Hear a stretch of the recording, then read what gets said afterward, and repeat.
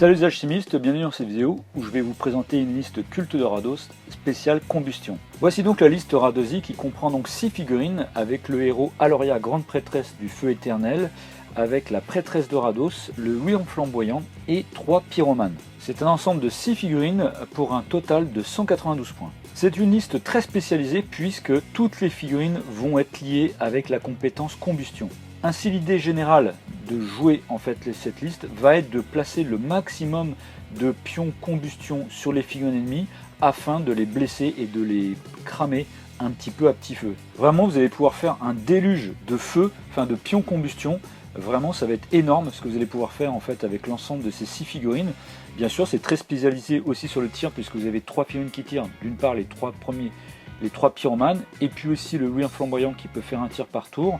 Aloria qui va pouvoir aussi lancer des formules pour placer des pions combustion sur les pions ennemis et ensuite lancer sa combustion spontanée. Et puis la prêtresse de Rados qui va pouvoir aussi une aire d'effet autour d'elle, et les figurines ennemies qui seront dans l'aire d'effet en fait vont infliger des pions combustion aux figurines qui viendront les blesser.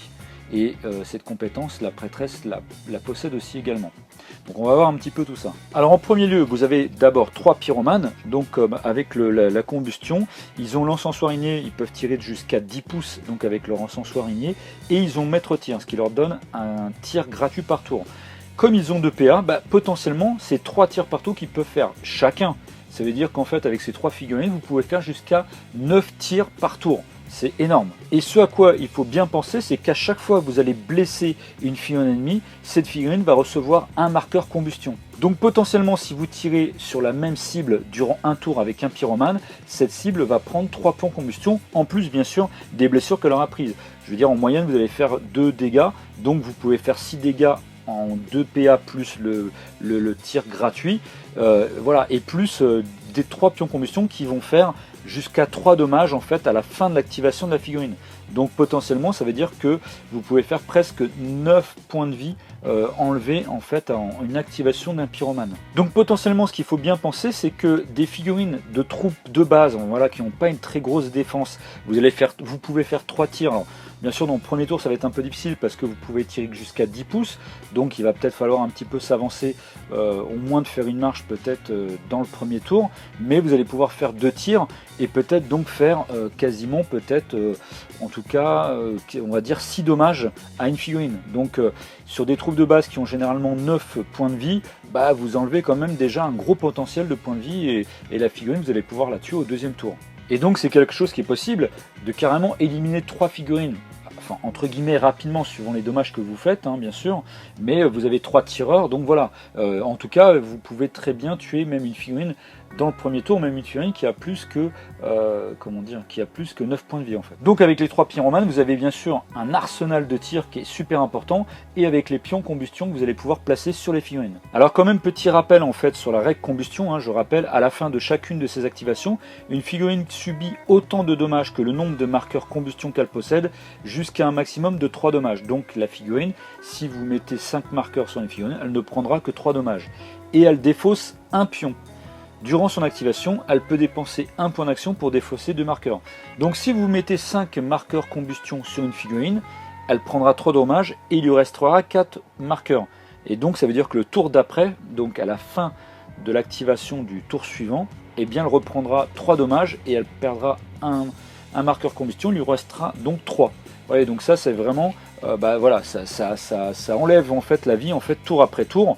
Et voilà, et c'est en plus des dommages bien sûr que vous faites au niveau du tir. Donc vraiment en 2 tours, vous pouvez véritablement réussir à tuer en fait une figurine qui a 9 ou 10 points de vie, voire peut-être même 12 points de vie, c'est tout à fait possible. Alors bien sûr la tactique globale en fait à adopter avec, puisque vous avez 3 pyromanes, ça va être de mettre le moins de décors possible en fait sur la table, hein, puisque vous avez des tireurs, de bien espacer en fait les décors, des pions objectifs, etc. Vraiment de laisser le champ de tir maximum, c'est-à-dire d'éviter de mettre des gros décors devant vous, devant l'adversaire aussi, essayer d'écarter, de mettre les décors sur les côtés, etc.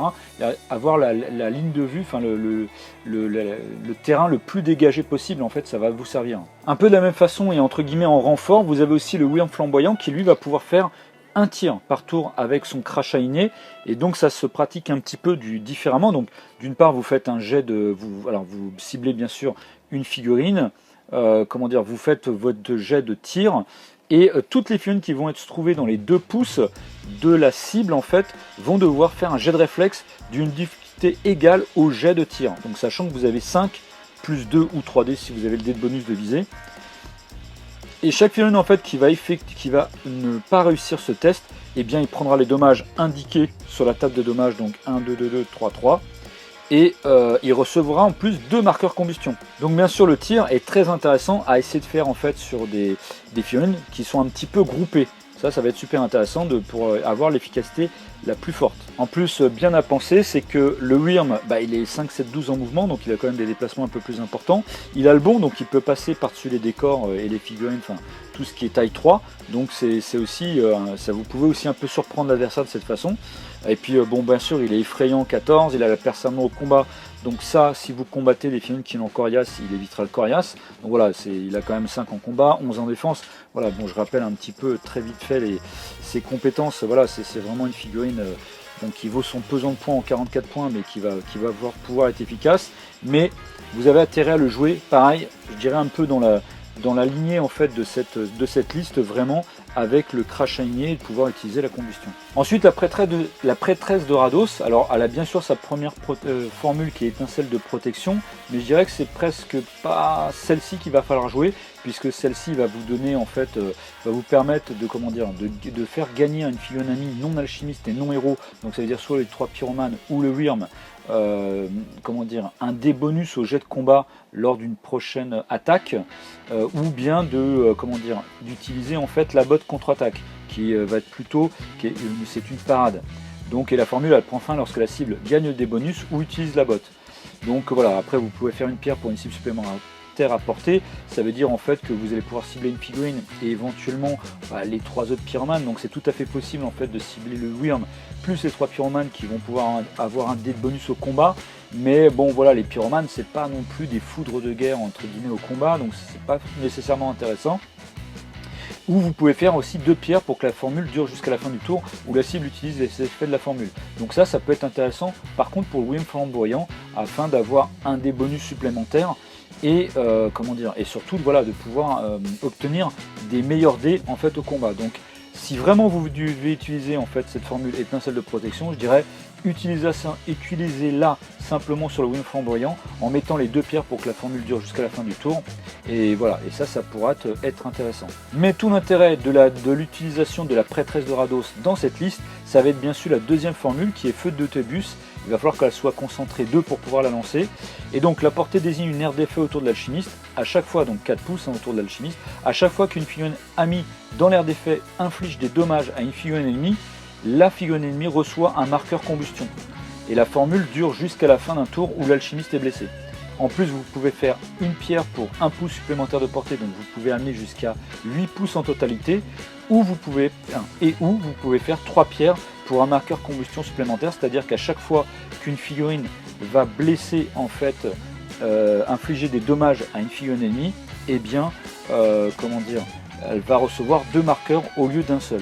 Donc quelque part, vous pouvez très bien grouper un petit peu vos pyromanes autour de la prêtresse, lancer la prêtresse, la formule de la prêtresse, et puis faire les tirs, et pourquoi pas faire 3 pierres pour avoir un marqueur combustion supplémentaire. Et là, à la limite, vous pouvez même faire des tirs différents, en fait, pas forcément cibler la même figurine. Et là, vous allez pouvoir inonder quasiment presque toutes les figurines qui se trouveront bien sûr dans les 10 pouces de vos tireurs, en mettant déjà 2 marqueurs de la formule plus un marqueur combustion du tir du pyromane. Donc c'est déjà 3 marqueurs qui seront sur une figurine en plus des dommages. Vous voyez, donc il y a pas mal de petites combinaisons à faire comme ça. Ça va être aussi un jeu de placement en fait de vos pyromanes par rapport à la prêtresse, de la mettre autour d'elle, ou pourquoi pas d'augmenter, même jusqu'à une pierre supplémentaire pour être une aire d'effet de 5 pouces. Donc ça veut dire que vous pouvez quand même avoir 2 figurines qui peuvent être dans les 5 pouces autour de la prêtresse, de part et d'autre, et de faire des tirs. Et voilà, et vous allez pouvoir inonder de marqueurs combustion les figurines adverses. Et bien sûr, ça marche aussi si le Wyrm flamboyant combat. Est en combat, en fait, et est dans l'aire d'effet de la prêtresse, bah, pareil, le Wyrm infligera en fait en plus deux marqueurs combustion ou un marqueur combustion aux figurines ennemies. Et pour finir, Aloria, donc l'alchimiste, le héros alchimiste qui a 4 points d'action.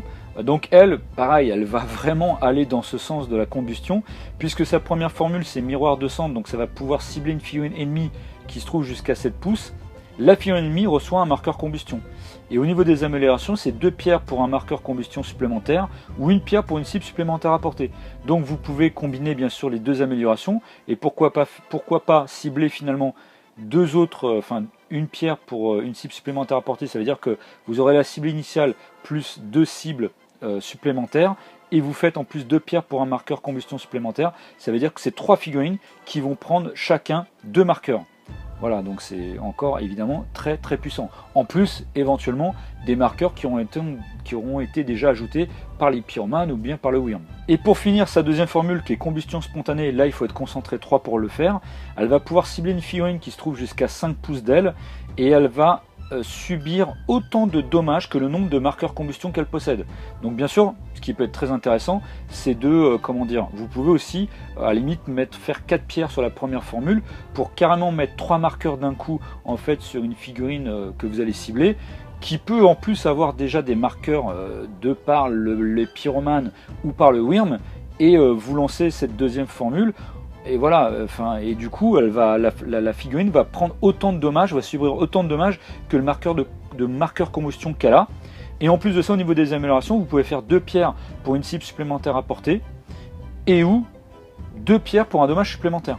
Donc vous voyez, c'est vraiment énorme. C'est-à-dire que là, si vous vous débrouillez bien et vous faites un bon timing d'activation, vous jouez d'abord les pyromanes qui vont inonder en fait les figurines de pion combustion, et puis aussi pourquoi pas le Wyrm, et en dernier vous jouez la Aloria qui va arriver, il faut bien sûr qu'elle soit déjà concentrée dans un premier tour je dirais, et puis vous allez la faire courir, vous lancez cette deuxième formule, et là vous allez, je sais pas, le nombre c'est énorme, vous pouvez faire peut-être 7 dommages vous pouvez faire peut-être peut-être 7 dommages, je pense c'est tout à fait possible de faire 7 dommages en fait d'un coup, c'est fort possible. Donc si la figurine est déjà touchée, vous pouvez peut-être tuer 2-3 figurines d'un coup quoi. Si vous vous débrouillez bien, manœuvrez bien, ça peut être extrêmement puissant et dévastateur. Donc la tactique un petit peu globale à adopter en fait avec cette liste, vous l'aurez compris. Alors bien sûr vous avez un potentiel de dommages en fait que vous pouvez faire qui est vraiment énorme.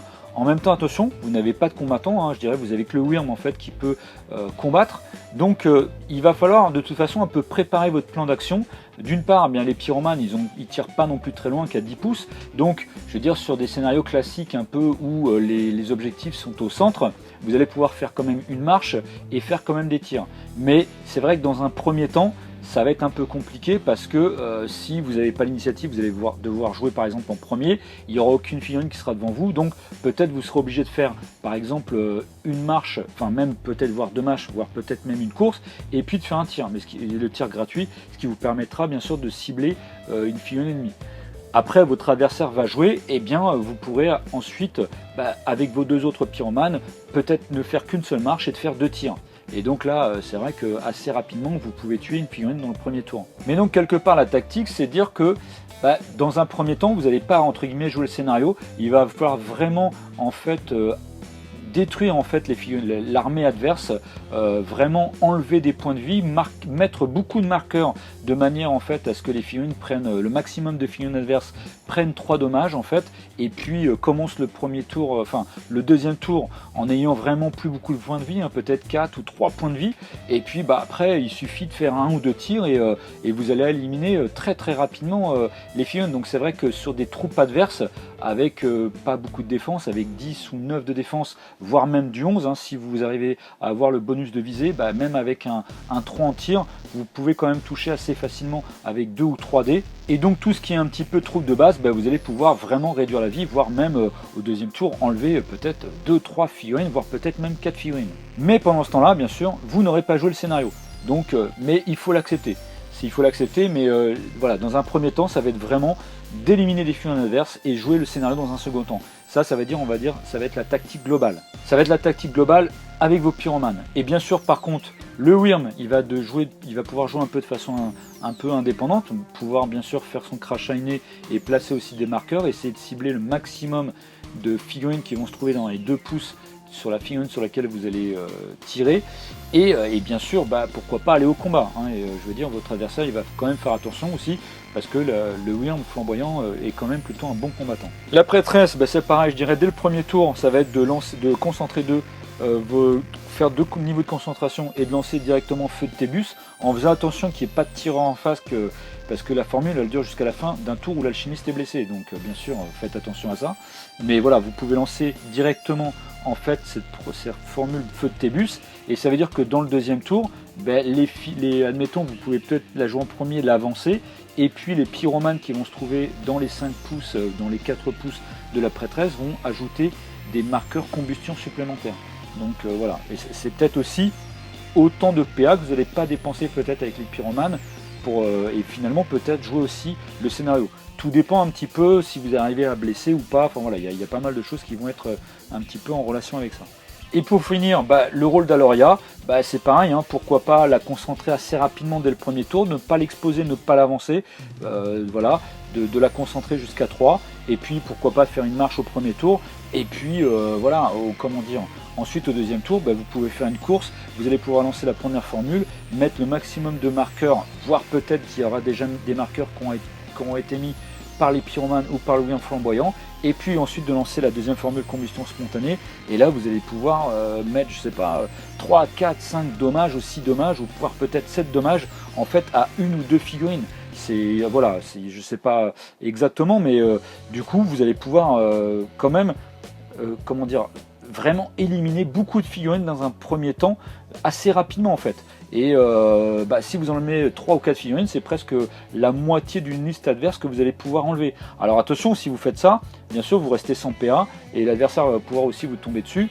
Voilà, donc il faut bien un petit peu mesurer tout ça, mais vous avez quand même un potentiel destructeur très très fort. Voilà, il va bien falloir choisir vos activations, vos cibles. Comme je disais, au niveau du décor, mettre le minimum de décor, vraiment, puisque vous avez 3 tireurs, et essayer de les dégager les plus possible, de vraiment les mettre d'un côté ou de l'autre. Je veux dire, sur les décors que vous avez à mettre de votre côté, vous mettez sur un côté, à droite ou à gauche. Ensuite, le décor que vous devez mettre du côté adverse, pareil, vous le mettez d'un côté ou de l'autre. Ça veut dire que déjà vous avez 2 décors qui ne vont pas gêner vos tireurs, voilà, qui ne seront pas en plein centre. Et il va falloir vraiment essayer de faire ça au maximum.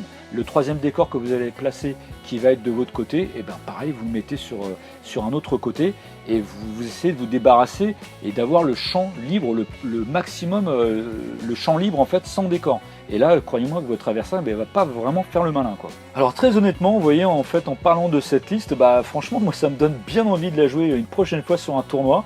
Franchement, parce que je pense qu'il y a vraiment un truc intéressant à jouer. Et puis moi j'aime bien un petit peu les listes à thème comme ça. Donc là le thème combustion, c'est aussi sympa. Donc je pense franchement qu'il peut y avoir une bonne efficacité à jouer cette liste là avec 3 pyromanes. Puis en plus moi j'aime bien les tireurs. Donc voilà, pour ceux qui m'écoutent et qu'on a l'occasion de se voir en fait un petit peu sur les tables en tournoi, je crois qu'à un moment donné ou un autre, je pense que c'est une liste que je vais sortir. Parce que moi me botte bien cette liste. En vous la présentant, plus j'en parle et plus j'explique les trucs, plus je me dis mais mince, ça a l'air d'être vraiment super sympa à jouer, ça me donne bien envie, et donc je crois que la prochaine fois que je vais jouer Culte Dorados en tournoi, je pense que je prendrai cette liste là, et puis j'hésiterai pas à vous faire un retour, à commenter peut-être sur vidéo en disant finalement sur le papier ça semblait vachement intéressant, mais en pratique c'était pas forcément aussi facile, quoi. Voilà, j'espère que cette vidéo vous aura plu, qu'elle vous aura donné envie de jouer cette liste. N'hésitez pas à la jouer, à faire vos commentaires sur cette vidéo. Je vous dis à bientôt pour une prochaine vidéo, et n'oubliez pas le mot à crier très très fort.